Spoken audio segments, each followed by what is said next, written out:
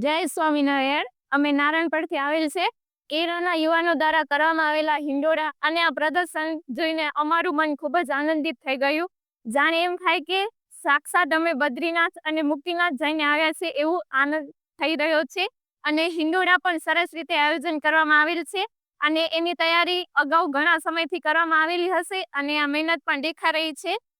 આવા ને આવા તમે પ્રદર્શનો દર વખતે કરતા રહો એવી ભગવાન સ્વામિનારાયણ પાસે પ્રાર્થના. જય સ્વામિનારાયણ.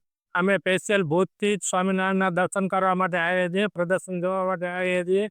ત્યાં આગળ અમે બદ્રીનાથ બાબા, કેદારનાથ બાબા, માનસરોવર બધો જોવા મળ્યો. બહુ બધા બહુ આનંદ થયો. જય સ્વામિનારાયણ. બધાને જય સ્વામિનારાયણ.